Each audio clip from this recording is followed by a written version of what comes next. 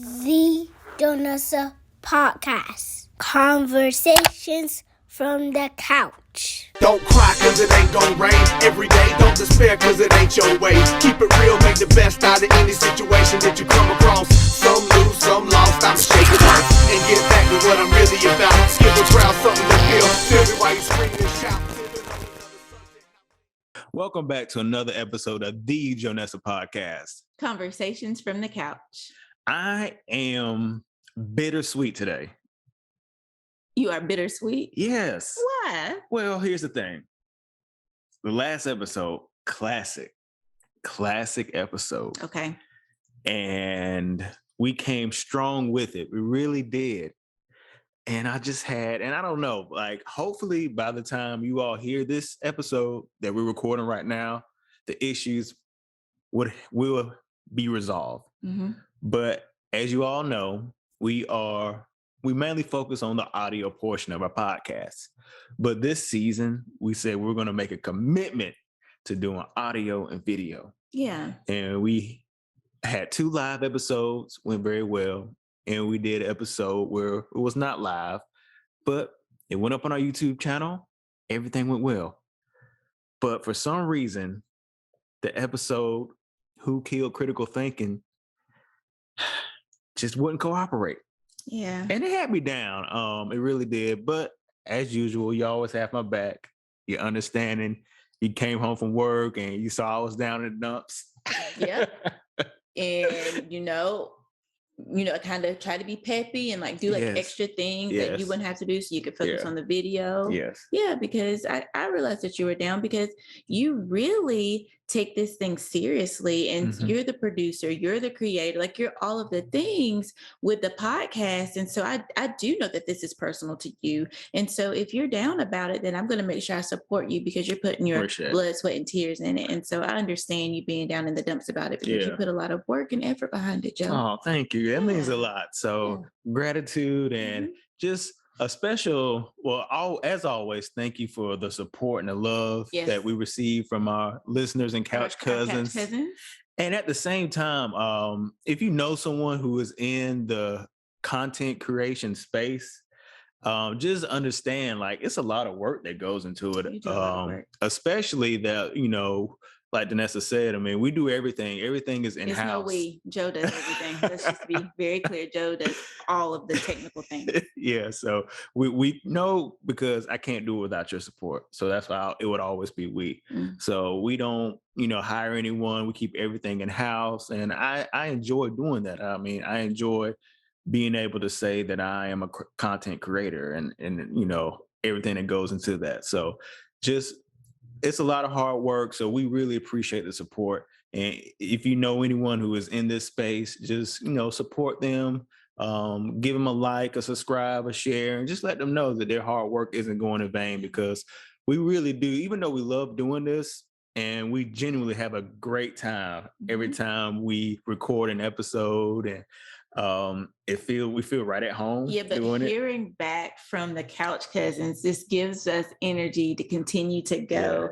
Like when you all leave a comment, send an email, talk to us face to face, it's just like, oh man, they're listening. You're like, okay, we can do this. We can continue to go on. So your support is really appreciated. And like you said, Joe, we really do love doing this, but we also love hearing from you all about the work that we're doing. Yes, very true. Very true. So thank you once again. And we're moving right along. Season 3 is going and it's off and running, and we are having a blast. And consistency. Remember, when we started season 3, we said we're going to be consistent, and we've been working really hard on trying to be consistent. And we have. Yeah, we hope that you all have seen consistency and are taking this ride with us. Yes. So the Jonessa Podcast, we pride ourselves on giving out great information, giving information out that is helpful, positive, productive. Yep. And from experts. Exactly. We're always on the same page. We like to stay in our lane. And when we discuss certain topics that we may not necessarily have an expertise in, we like to bring someone in that has an expertise in that topic. Yeah. And you all know our guest for this episode He's been on season 1. Season He's been 2. on season 2. Season 3 he's on. He's I call him the Dr. Phil Of the Joe Nessa podcast. Yeah. Oh yeah. And he's just an incredible, smart, professional therapist. He has his own platform that I've actually had the honor to be on, Speaking with Gravity, an amazing podcast and platform about mental health. He's just doing so many great things. He is, I'm going to go ahead and tap him and say he's a community leader, because I've also seen him, doing things within the community. Yeah. So, and he's a content creator. And it's just so nice, Kervin, Kervin Searles, I guess. He's back, you yes, all. he is back. So excited. he is back, always doing it. And Kervin, I mean, I have to say that I appreciate the work that you're doing. And when you're in this lane, especially coming from the standpoint that me and my wife's platform and our podcast and your podcast focuses on mental health, when you're doing things that aren't edgy and and controversial, we're trying to put out good information good useful information that can help people grow and become the best version of themselves. We don't always get the attention, but I want to say this to you that keep doing what you're doing, because I feel this in my soul. This is something I just know that in my conviction that what we're doing, there is a thirst for it, and that sooner rather than later, what we're doing, people are going to be knocking down the doors looking for this type of information. And the information that you all are putting out, I mean, horrible news going on right now that probably stems from mental health. I mean, other issues is layered into that, but it's a mental health issue. It's so important. So, man, keep doing what you're doing, man. And you are a rising star, and your star is going to shine extremely bright. And it's just an honor that the Jonessa podcast can be affiliated with such a great individual. Right. I agree. Thank you, man. Thank you. That was a beautiful intro. Yes. So, I mean, with that being said, Kervin, I mean, we did an episode last week about critical thinking, and we think that it probably flows very well into tonight's episode. And as with all of our episodes, it stems from a conversation that me and Danessa were having one night at home alone. And we were just talking about our obsession, people's obsession that we have with other people. Yes. And when I say that, I'm not just specifically talking about celebrities or quote unquote famous people. I'm just talking about people in general. We just seem to be so engulfed and consumed, yes, baby, with other people. Yeah. So I want to start the conversation off like this. I'm gonna give out the definition of this is unbeknownst to me, celebrity worship culture. Oh, okay. Or celebrity worship syndrome. And it's characterized as an obsessive addictive disorder in which a person becomes overly involved with the details of a celebrity's personal and professional life. However, as I stated before, me and Danessa were having this conversation, we do this with non-celebrities too. We would call those local celebrities. Yeah, local celebrities, just people on our timeline. I mean, social media, we just become just engulfed. I mean, whether it's a celebrity, professional athlete, influencer, or politician, whether it be a family member, friend, or colleague, we sometimes find ourselves just being engulfed with the lives of other people. Right. Now, I think this is just my personal belief system. I always like to preface that. At the root of this phenomenon are 4 key factors that I want us to really dive deep into tonight. The first factor is self-esteem. The second one is comparison, which we talked about on our platform before. Intelligence, EQ, and IQ. And the last one is honesty. So we'll dive deep and explore all 4 of those facets, Kervin. So before I ask you the first question, I'll let my baby ask you the first question. According to Wikipedia, self-esteem is an individual's subjective evaluation of their own worth. Self-esteem encompasses beliefs about oneself as well as emotional states such as triumph, despair, pride, and shame. You can ask him the question. We'll keep the same flow. You're trying to switch it up. Don't switch it up. Keep the same flow. So let's get deep into this, Kerv. Let's go ahead. Let's get deep in this. Whenever we're talking to you, we're going to get deep. No matter what. Love it. I love it. Is it fair to suggest that the collective low morale, high depression, and suicide rates are tied to the fact that we are consistently reminded on social media and television how others are succeeding, living their best lives, while at the moment we may be dealing with personal strife or experiencing a lack of success? Moreover, how does a person's self-esteem affect this? And that's a lot. Yeah, it is. It is. Okay. Well, I would have hated to been a professor to have to read your paper. All the content that you put in there. Oh man! And were you a psych major? Yes. Okay. That's why I feel comfortable talking about this. If I weren't a psych major, then I wouldn't even be bringing these topics up. Okay. All right. So to answer your question, it's not entirely fair to put it so much on social media. Because there are so many other factors that are involved. You know, you got depression, with depression, suicide, and low morale. There's so many things. We have to remember that as a individual, we're experiencing things all the time, from the time we're born up until this point. And the way that we experience them affects us. Of course, something that can be traumatic for me may not be traumatic for you, and vice versa, right? But the trauma itself can recalibrate our brain. So now that we have different levels of expectations that can influence low morale, high depression, suicide. For example, somebody that is abandoned by their family, right? Now they have a higher expectation on their friends. So, show commitment in so many different forms, right? So, commitment and support nowadays can be liking a post, sharing a post, showing up to this event, showing up to that event, and that's it. And they can attribute whether you showed up, whether you liked it, whether you shared it, to how committed you are to that particular relationship. Just forgot.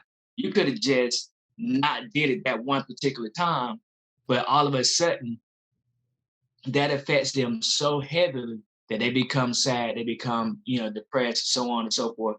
Maybe not just you, it's just it's one of those things that happen in a line of things, right? But all of it really stem from the abandonment and not necessarily the social media.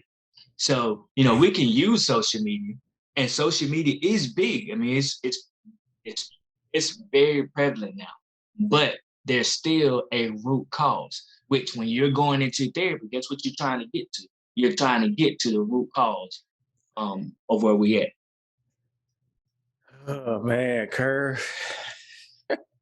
I like that he brought that point up. I feel like we can use social media as a scapegoat a lot of times. And we do have to remember that social media has only been around for, a decade or, a little bit over. Yeah. And so I like how he brought up the fact that it does stem from some underlying things.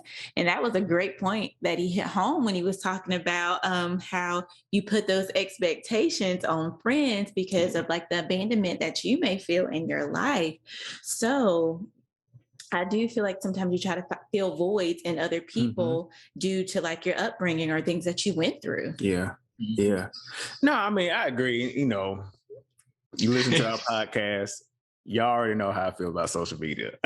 it's no secret. But if I'm going through something, I mean, you know the old saying, misery loves company. And you may be just stuck in a rut. And it may be due to all the factors that you very well, went through and articulated.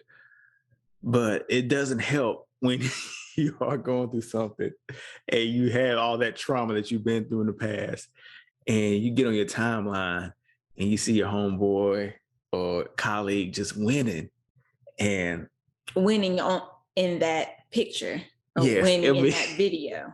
Yeah. But then that goes to your point, I think at the beginning where you said, what was that? You was talking about self-esteem, and you said it's a person's evaluation. Right? Yeah. But that's subjective. Like what they're presenting to you is subjective. That's so true. And you got to push yourself, or you have to challenge yourself. Yeah. Look at the whole picture. It kind of falls on the individual to push themselves to look at the whole picture, because while I think it was Kanye that had in one of his songs, he was talking about one of his friends showed him a picture of his kids, and he showed him a picture of his car. You got to think about, in order to get to this level of success, what kind of family life that person has. Or if this person has family life, then they can only get to some degree a certain amount of success because they're putting all of their effort into building this family. You shouted me out earlier by saying I'm a community leader, right? Like, I don't know if I'm ready to accept that. It's true though, man. It's true. In order to be that community leader, you got to be involved in the community. That means I got to take some things that I might be good at that I could probably get paid for. I got to put that to the side to be in the community and quote unquote be a leader. So, you just got to look at that whole picture, and it's going to be incumbent upon the person that is viewing these pictures. Yeah, that's true. And they can challenge themselves, or therapists can challenge them, or their friends can challenge them, or their family members can challenge. Yeah. No, I mean, go ahead. You about to say something? I mean, no, he makes a good point. He really does. I mean, golly, Kerv. You got to quit jumping on social media, man. Well, why not? It's not helping us, though. I think you're just it's easy. I shouldn't say I think you.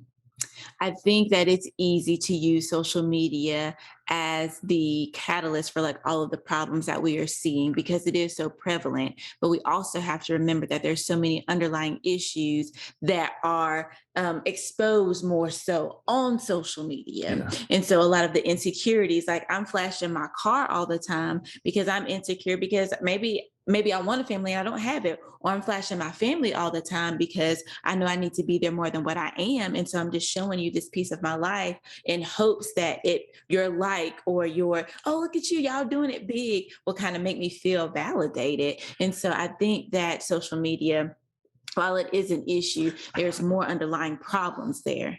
Mr. Barr. I'm because I feel like I'm losing right now. Like y'all went on the Dallas Mavericks type run on me. No, because it is a part of the issue, but it's not the main issue. Right. It magnifies other things. Okay. Because, and I'll say this, that saying like keeping up with the Joneses. And remember, we even had an episode about keeping up with the Joneses. That was long before social media. So being obsessed with other people has always been a thing. So social media now is just a way that we are able to keep a closer watch on it. It's always been a thing, Joe. And then with the content that you create, right? You're creating it so that you can kind of counteract or go against the other stuff that's out there. Yeah. Very true. Very true. All right. So listen. Question number 1, y'all got me, but listen, it's not a competition. It's not a competition. But, okay. And okay, one more thing. I need to say this part to go along with social media, but I don't know if it goes, but I'm just saying it anyway. You also get a chance to create an aesthetic on your social media, like how you want it to look and how you are portrayed. Like you can have like a certain color scheme and like you only post certain pictures. And so you're able to portray what you want to on that platform. Yeah. Okay, that's all I wanted to say. Okay. And she jumped ahead of me. I was going to say that. yeah, we're gonna Sorry, get no. okay, my bad. That's My bad. she's just so good though. She She can't good. help. Yeah, she good. You got to Yeah, she curate. good. No, I'm You have not. to I'm trying to curate think of your what's called experience. She's psychologist. So let's hop into the second one, Kerv. Okay. It's been said that comparison is not a choice. Now, I'm glad that we're talking about comparison now because we have discussed it on previous episodes. And my wife and I one night we were watching Brene Brown, and remember she did like a deep dive into comparison, and we just got so many gems out of it. So I feel a little bit more. Have a little bit better understanding about and perspective about comparison. So some of this information I did get from her. I encourage anybody to check that series out on HBO Max if you have it. It's been said that comparison is not a choice. We will always compare, as it is simply human nature to compare. We all compare, but the choice we have is to be aware of it and decide how it's going to affect us. In your opinion, is comparison in a nutshell simply a person trying to fit in but stand out at the same time? So let's start off with that first. Like, how does that, like, how can we rationalize that? Because she said it as well during the show that we watched, that when you are comparing yourself to someone else, you're trying to fit in, but at the same time, you're trying to stand out. And it blew my mind, but at the same time, I'm like, I don't know if I necessarily agree with that.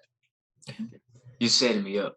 I don't know if I necessarily agree with that either. Okay. I do feel like we're measuring ourselves against each other, and we actually alluded to this in a previous episode, right? Yeah. We're constantly comparing ourselves to each other because it's common. It's common, it's well established, and it's helpful. You know, for my career path, I did not look at anybody when I started this career path. Had I looked at someone, I wouldn't be where I'm at now. I would have been there sooner. Now, it would not have been, and it wouldn't have been hard to do. I just wasn't looking at anybody in my particular field, right? But if I looked at people in my particular field, I would have went ahead and I graduated in 2012 from grad school. So I would have went ahead, got my license immediately, did my supervision for 2 years. So that would have been 2014. And then I think I ended up going into private practice actually before I got out of supervision. So in 2015-ish, 2016-ish, I should have had my private practice. That would have been 3 years before I actually did it, which was in 2019. Mm-hmm. All right. So had I actually looked at my peers and what they did once they graduated, that would have been beneficial to me. So looking at people is something that you can do to kind of measure yourself. It's not about standing out. It's not about fitting in. It's just a measurement.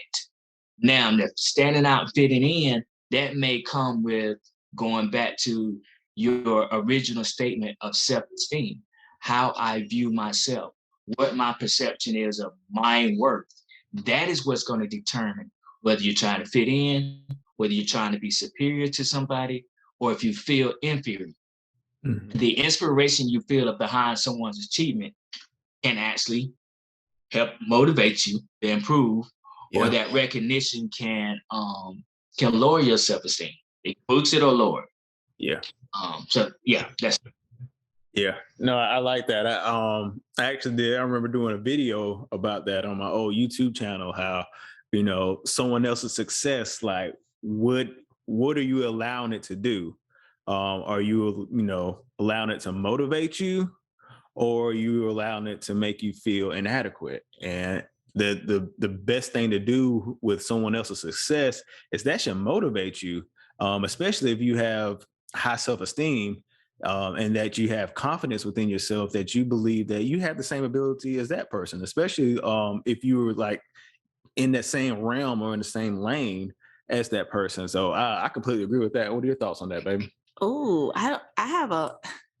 Go ahead, y'all, I don't know. I think I kind of disagree with y'all. She's the odd person out this time. Okay. I disagree with both of you. How so? Because when you compare, you are trying to measure yourself against other people, and you are like, okay, I'm gonna compare, like, okay, what they doing, and then I'm gonna try to see if I can like one up them. And this is really speaking to the competitive people out here. I'm gonna see if I can one up them a little bit. So that's like the standout portion. Or it may make you be like, ooh, I have some areas, I have some flaws that I need to improve upon, and like you might feel like a little bit inferior. So I really do feel like comparing yourself or comparing and looking at what other people doing really does steal your joy, because sometimes you're so focused on where they're getting to, you're not understanding where you are in your process. And even listening to you, Kervin, you're saying, well, if you were looking like at other people and what they were doing, you would have started your private practice like 3 years ago, like 3 years prior to starting in 2019. But because you were able to focus and stay in your own lane, you were worried about yourself, you were able to get your success at your own rate. So that's why I find it very important. And I think this is something personally that I dealt with for a very long time. It's always looking at what other people are doing and comparing myself. Like, you really can't mind. You can have mentors and you can see people and look up to them, but you really cannot compare your success to other people's, because everyone's story is different. So that's why I really do disagree with you, because when you compare, you ultimately are like, it kind of makes you like feel like, oh, like some type of pain on the inside. So that's why I disagree. Okay, so they gonna get me. Okay, because I think what you're saying kind of speaks to my follow-up question is, does resentment play a role when we compare our lives to people that are close to us, such as family members, friends, and colleagues? Because those people are, we know them. There's a difference when you're comparing your lives to like a celebrity or politician or someone that's not very tangible. But when it's someone who we know, and we know their story, and we know them intimately, and we know that they probably had disadvantages that we didn't have to deal with, and they were able to overcome. So why am I not able to overcome? So we, deep down inside, we start to resent them because we think that they are better than us. So does that make sense what I'm saying, Kervin, when it comes to yeah, but I think we skipped over. Okay. We skipped over something. Okay. The something I think is the self-esteem. Because you said in the beginning, you said, we're going to talk about self-esteem, we're going to talk about comparison, IQ, and honesty. And we kind of immediately went into comparison without going over self-esteem. Because that self-esteem is going to either put you into that lane, that is going to put you into a negative lane if you have a low self-esteem. And if you have a high self-esteem or accurate self-esteem, whatever that is, your comparison won't negatively influence you as much. Self-esteem represents the foundation that supports the relationship you have with yourself. It carries over to every aspect of life. And it's important for us to nurture ourselves with, there again, you got to challenge yourself. You got to look at your accomplishments. You got to look at your successes, current and past. That's going to nurture you. That's you nurturing yourself, because now you can say, oh, I made it through this situation. Or as you just said earlier, I did this in the time that I needed to do it in, not on somebody else's time, right? So you begin to acknowledge and validate yourself. But then we also want to do that with our loved ones, with our sisters, our brother, our kids, our friends. Touch them and validate them in the way that's important to them. Some of my cousins don't have a college degree, right? Some of my family members don't have a college degree. That don't mean that I can't still validate them. That wasn't important to them, or may not be important to them, but family is important to them.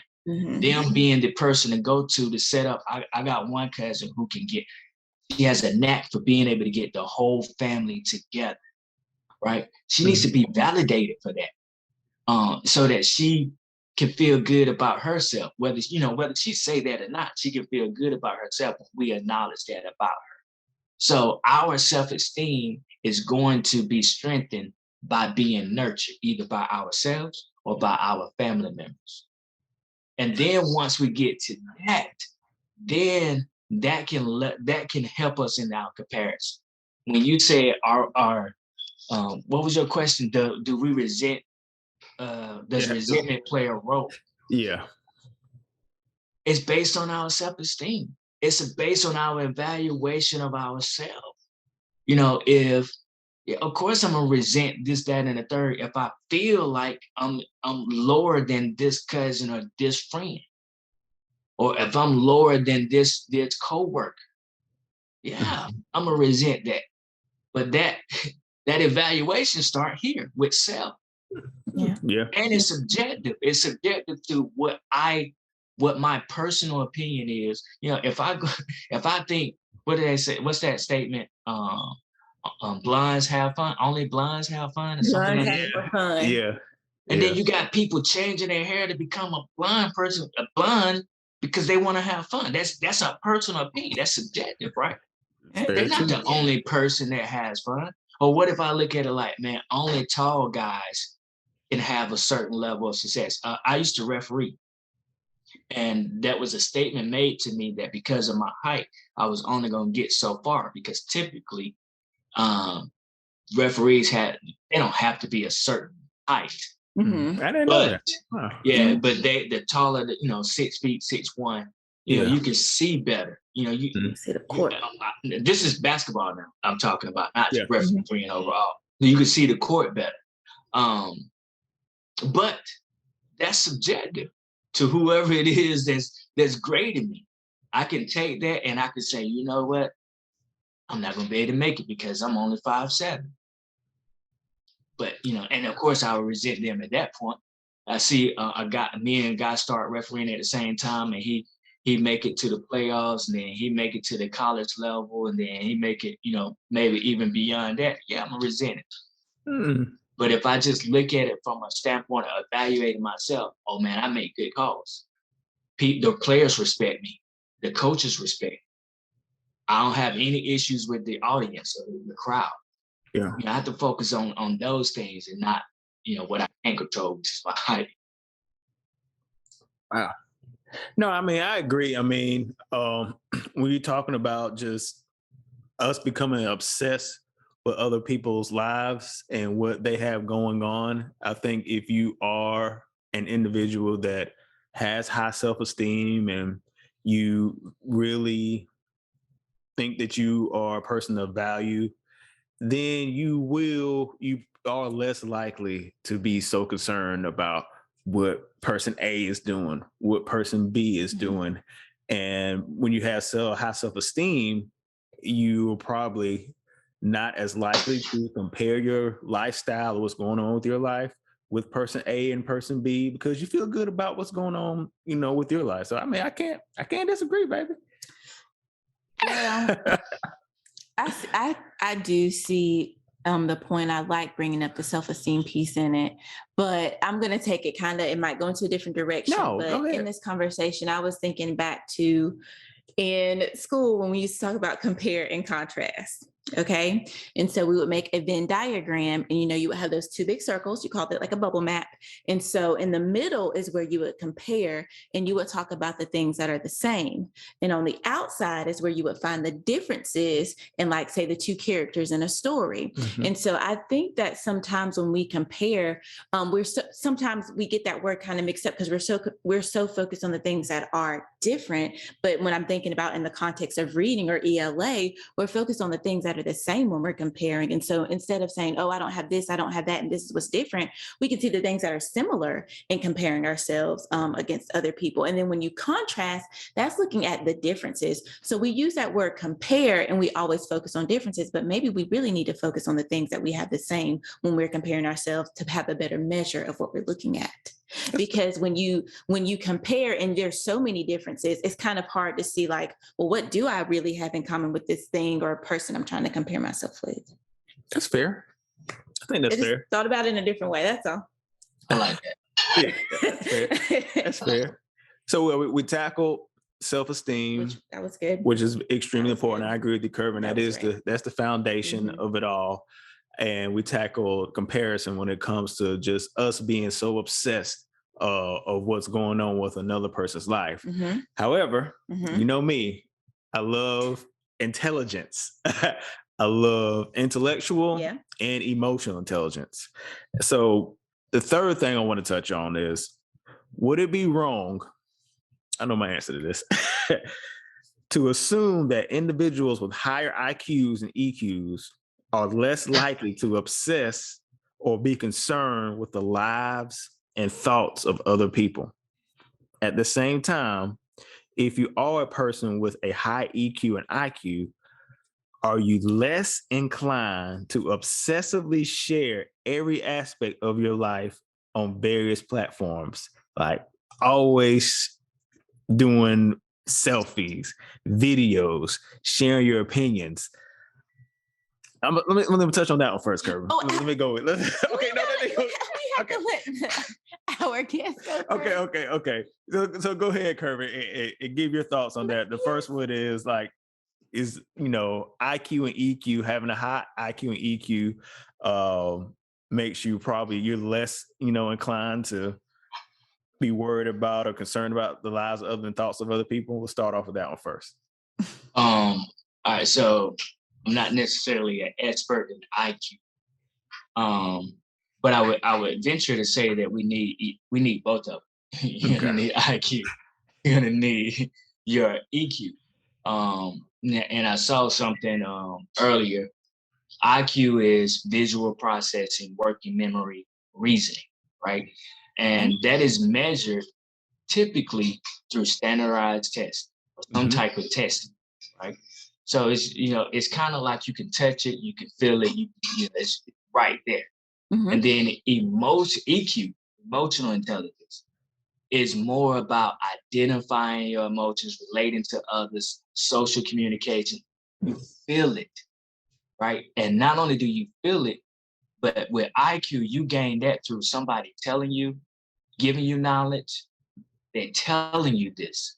EQ, you're learning it through experiences.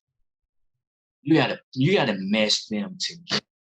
Then when you mesh them together, a lot I find, or I feel as if I do not have any research to this. I feel as if emotional intelligence lessen with technology because we're taking away those opportunities to experience each other Okay. one-on-one. And we're experiencing each other through a tablet. We're experiencing each other through social media. So it takes away, when you go on that first date and it's a little bit awkward, but at the same time, you can connect with, where y'all actually do connect. Yeah. Because you've had, typically you don't have just one first date, you've had a couple. And when you really bomb and when you got a chance. Right? So true. But it's through an experience, right? And then if you look at marriage, y'all learn each other through experiences. But what I can get away with, what I can't get away with, what I better not try, was not good for the relationship. You learn it with each other, and then you're able to take with each other what you learn, and then take it out into work, take it out into church, take it out into your community, your neighborhoods, wherever you may go, because you're learning each other what works with each other. Yeah, taking it out. Yeah. So to answer your question, higher EQ or not, they have to mesh. You can't have a high IQ and a low EQ. You can't have a high EQ and a low IQ. You'll attain some type of success, but you're going to need them to mesh together so that you're not concerned about lives and thoughts of other people. One of the research that I saw was people with high IQ, people with high IQ were, I guess you could say, prone to depression. They lack happiness.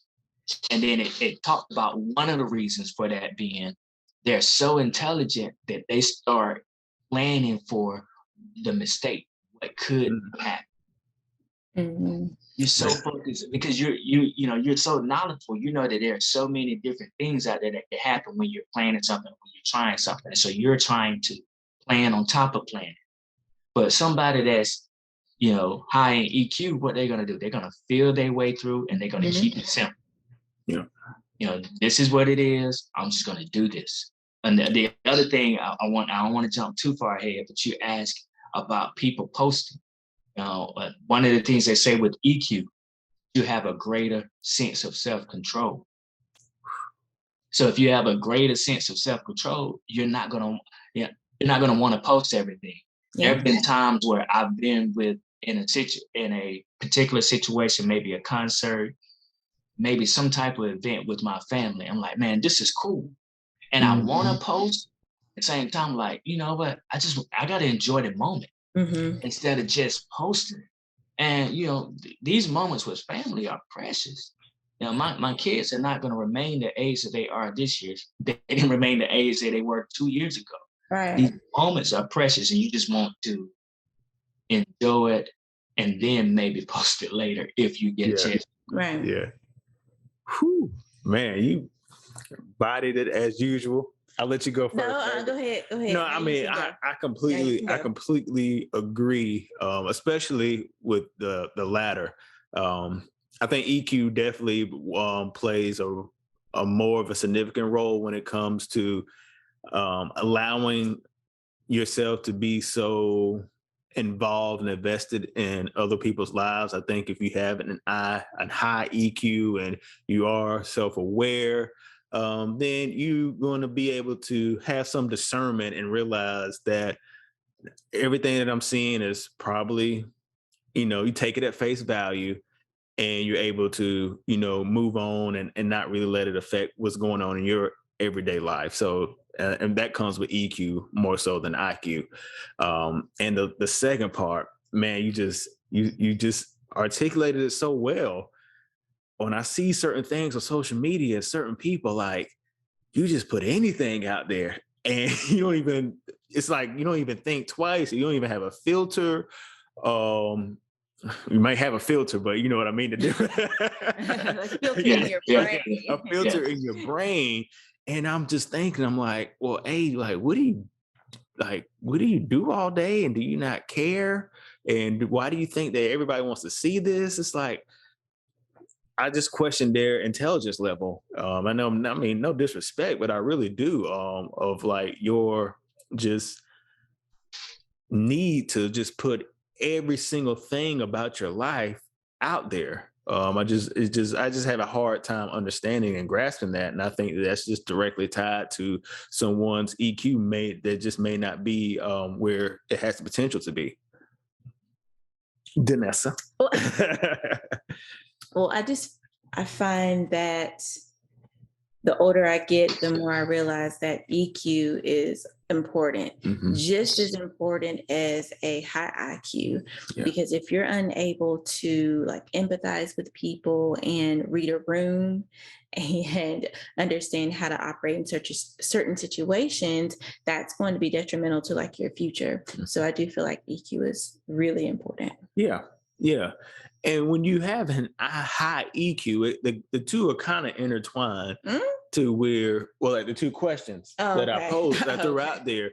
When you have a high EQ, you're not going to be so obsessed and worried about what other people are doing in their lives.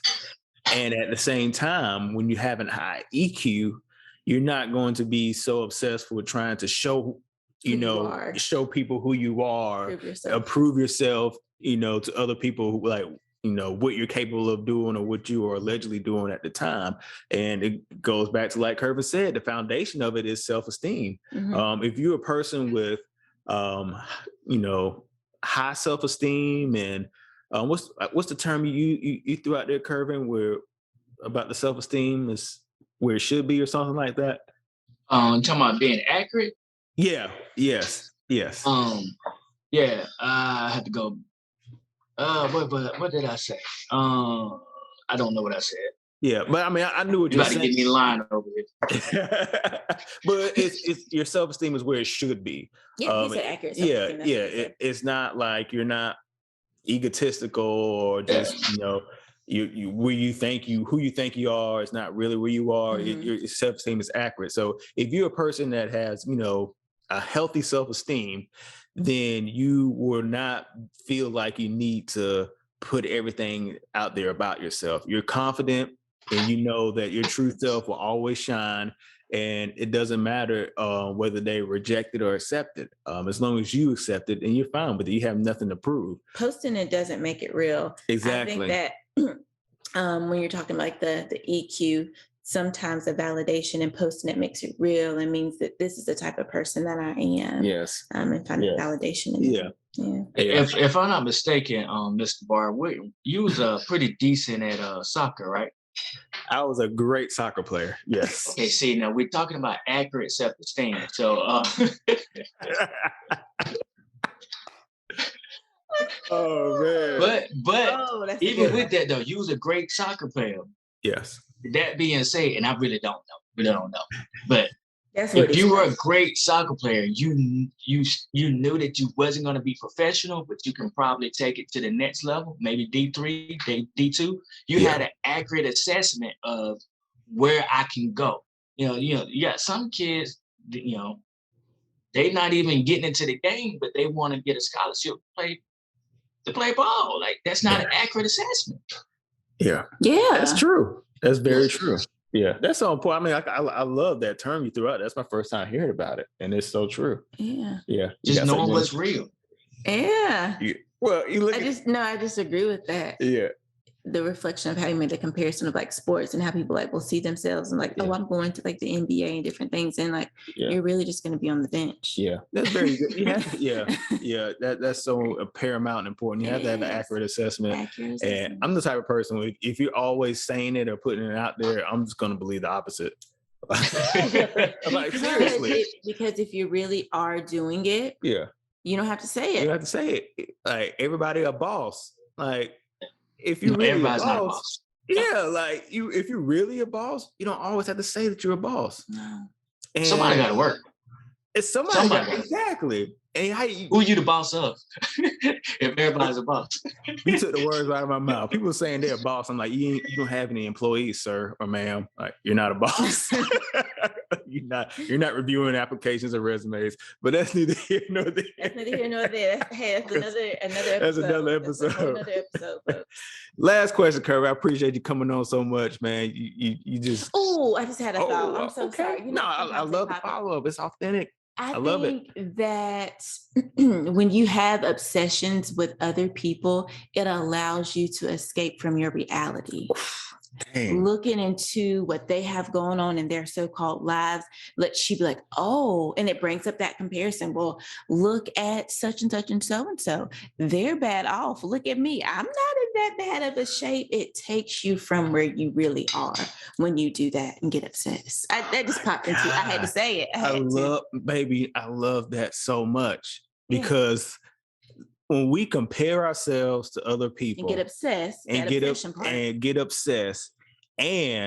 we start holding, I say this all the time, we start holding other people to higher standards than what we hold ourselves to, it goes exactly to what you said. Yeah.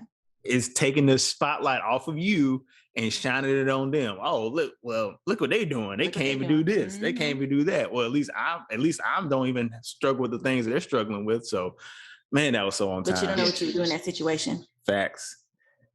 Listen, go back and listen to the last episode I had with Kervin. It's my LeBron James theory. I need to go coin that because it's very true. It's very true. So, last question, Kervin. You've been killing it, man. Listen, the panel, we've been doing a great job this episode. I'm excited. So we kind of touched on it, but I really want to do a deep dive because we've been really beating up the person that is being affected by the lives other people are living in. Thank you, baby. Clean me up. For those of you listening, she making sure that I'm looking decent on camera. But let's kind of take a different view on this in perspective. Kervin, you brilliantly stated on one of our episodes that social media is simply a highlight reel of people's lives. It's extremely hard to refute this sentiment. I think it's something we can all agree on. I'm of the opinion that the inauthenticity. That's a word? Okay. Say that 10 times fast. Not At being one time. not being authentic or real of social media will eventually be the catalyst that begins to turn this tide. I think people are going to stop being so engulfed and just they're not going to care anymore. Like, it's not going to be appealing anymore. I think people will begin to be turned off by fake lives, fake numbers, filters, and begin to long for realness. Kind of like what I said when I was, I hate using this term, giving you your flowers about hanging in there, because I know that there's a longing for just real substance and real content. And I think that there's going to be a longing for where people are just going to be like, man, I want to see some real stuff. I don't want to see like your fake life. I don't want to see a filter. I want realness. I'm going to value that. So with that being said, should people, whether they're a celebrity or a non-celebrity, want to be more honest about the image they are putting out? For example, there would not be a Joe Nessa podcast if we weren't in a legitimate, healthy, and happy marriage, and we weren't actually having these conversations off camera. We would not have this podcast if we were not being real. That's just who we are as a couple and who we are individually. Like, we're not going to put out a false image out there. I'll take it a step further. I know she would be like, yes, if we're not on the same page, you go see it on camera. That part. That part right there. We're just not going to record that night. We're just not going to record that night. We're just going to be real. Like, this is what you see is what you get. And we value that. And then I think that, like I said before, people are going to start wanting that realness and substance. And even your platform, Kervin, I mean, I'm confident that you would say the same thing about your podcast and platform as well. If you really weren't in the mental health field, if you weren't a professional therapist, you wouldn't have the Speaker of Gravity podcast. A lot of people out here who are just therapists overnight. I'm like, please, it's very mental health advocates.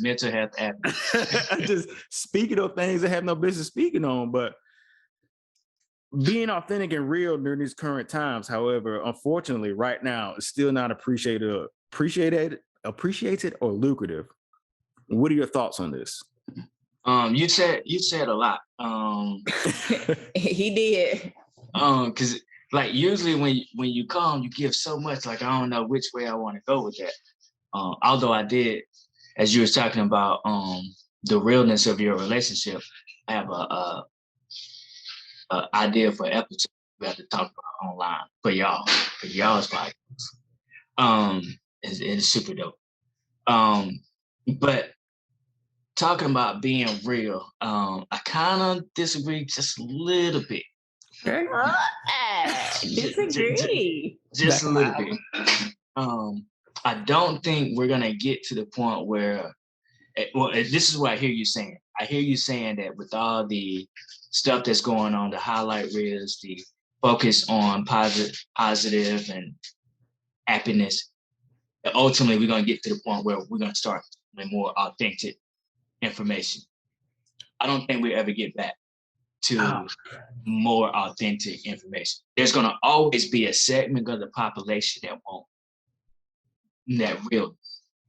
But we have created a whole freaking metaverse where you can go into the metaverse and create a whole person.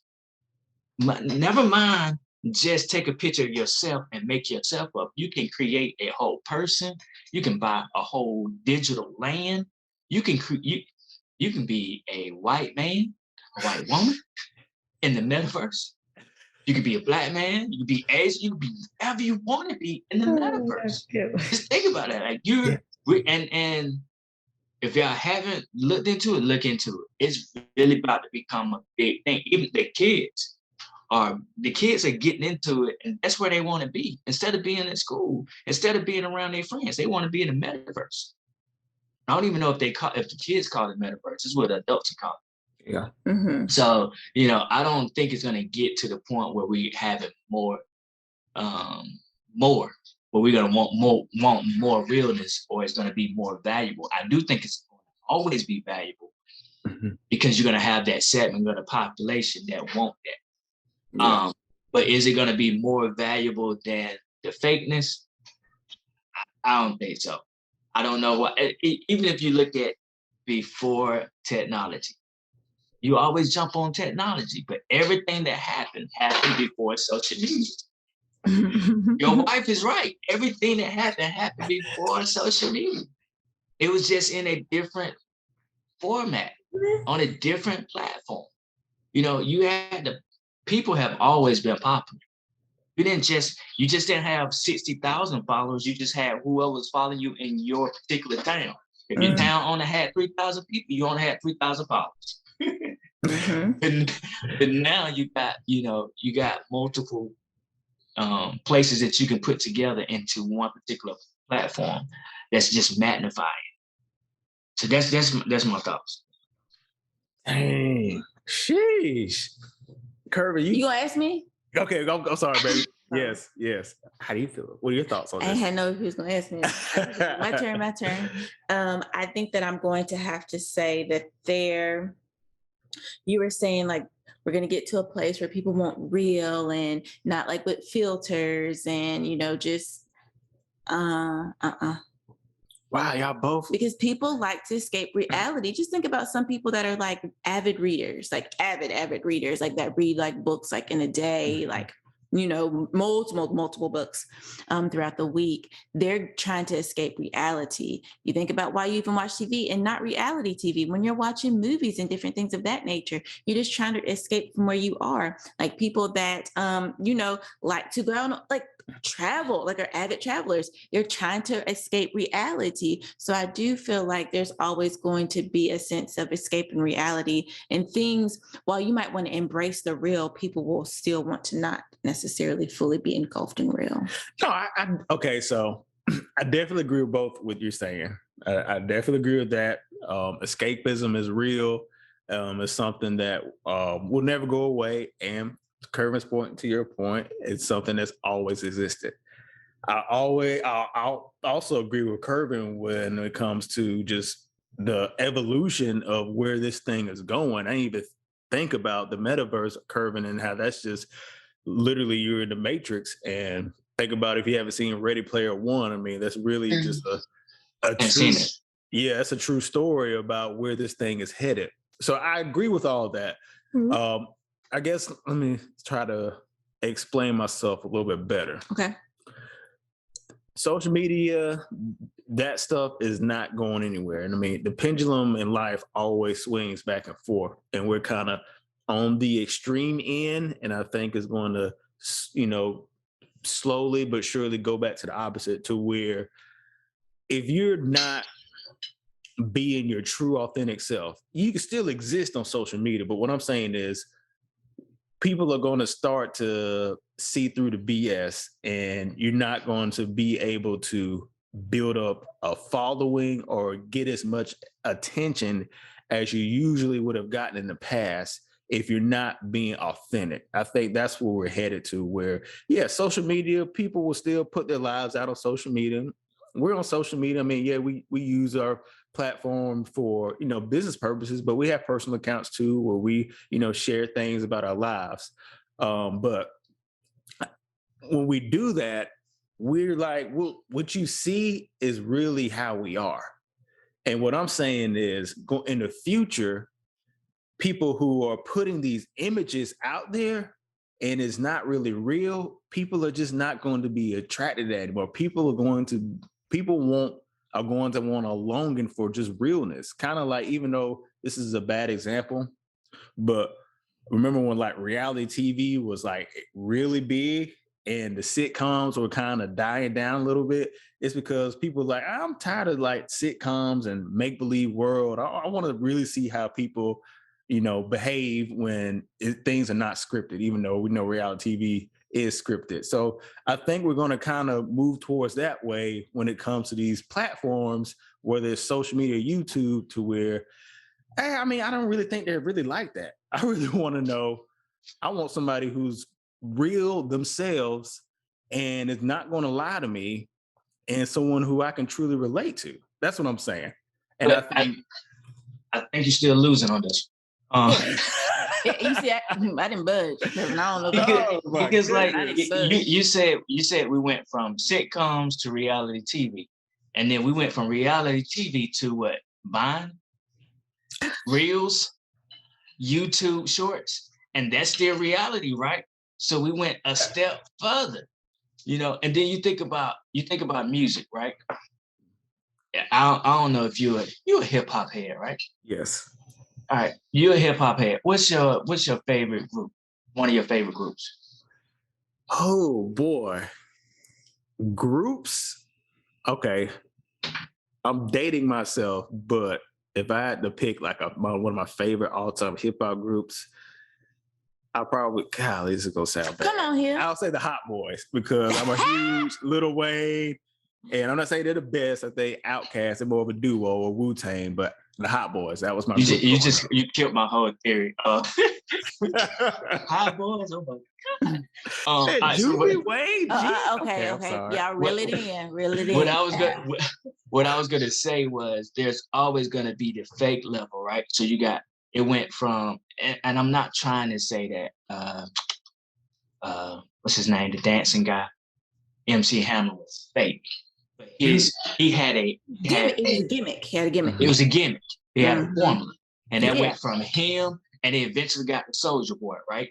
And then when you go to a party, what are you gonna hear? You're gonna hear those gimmicks. You're gonna hear that formula. You're gonna hear that dance music. But when you get to the real essence of what I call hip hop, you're not gonna hear necessarily a Tribe Called Quest. You're not gonna hear necessarily some of those other guys who were just giving you the realness in hip hop that was talking about something where you're not gonna get that.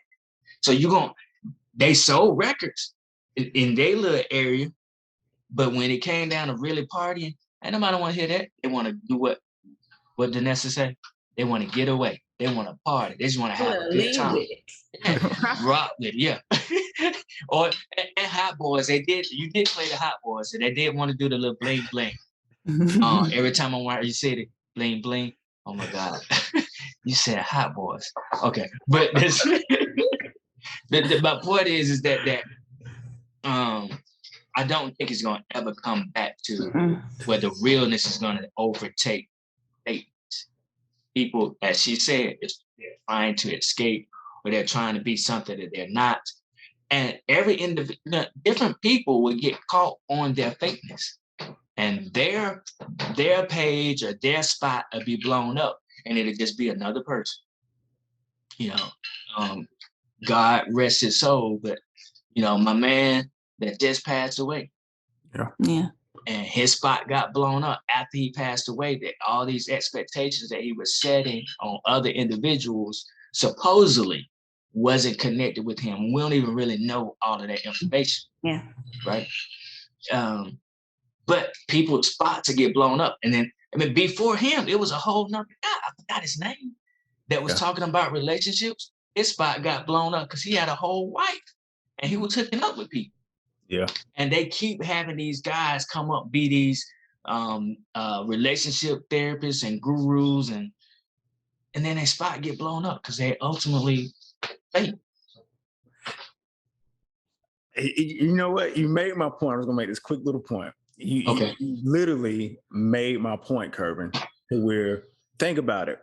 In these days and times, we've gone from the movie star to the influencer. Why? Because the influencer is more real. And that's what I'm saying. You're seeing just a natural progression because that's what you was gonna say. I knew that's what you was gonna say. That's what I'm saying. It's like I don't believe the movie star. I don't believe the musician, but I can believe the influencer because they're being quote unquote themselves. Now it's going to go to the next level to where you actually going to have to live that life. So although I'll just use the initials DJ and KS were real people, but they weren't really living that life. To now people are going to not only do I want real people, I want their actions to match their words. So I think that's what I'm saying. We're seeing the natural progression towards realness and being authentic. Whew. That's a nice spin. I still disagree. Yeah, you did spin it. And You I did knew spin you it. You about to say definitely that. spin You spun, honey, spun it. Yeah. Yeah, It's always gonna be a level, a degree of fakeness that people want. Okay. Agree to disagree. All right. Nope. But listen, Kervin, man, once again, we cannot thank you enough for always coming on our platform and just giving us just great information from someone who is passionate about what he discusses, mental health, counseling and therapy, and for someone who is knowledgeable about this too. And piggybacking on authenticity. That's why we bring the Kervins on to our podcast, because we're not in that field. Yes. I mean, I'm quasi in the field, but you know what I'm saying. So I want to make sure that I give a voice. My wife and I give a voice to those who really are experts in that field. So you can get some real information. Real information that's going to help you move forward. Exactly. And have conversations like this. Exactly. So Kervin, man, give our audience members, our couch cousins, your contact information, anything you want to share with us, what's going on with you, have at it. I'm not sure when y'all gonna release this, but May is Mental Health Awareness Month. So always glad and willing to come and talk about mental health, especially during this month. And we're having a mental health forum as a result of that, May the 26th, here in Greenwood.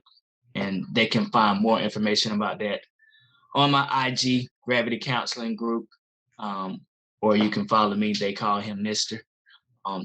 It's not a fake name. It's my real profile, kind of a fake name, but I'm a real person on it. Or you can follow me on Facebook. My profile is you can follow, you type in my name and follow me and get more information about Gravity Counseling Group. And that is it. Oh, and go check out the podcast if you get a chance. Once you get finished with this podcast, you can go out, check out the other, Speaking with Gravity. Oh, yeah. Most definitely. Awesome. Well, you heard it there, folks. We'll link his information into the description of this episode. We thank you all once again for all the support that you pour into my wife and I. We're just so excited. Yeah, and we appreciate the love so much. Yes. So we're going to call the episode, but we will be back and better than ever. Yeah. Until next time, you've listened to another episode of the Jonessa Podcast. Conversations from the Couch. We'll see y'all next time.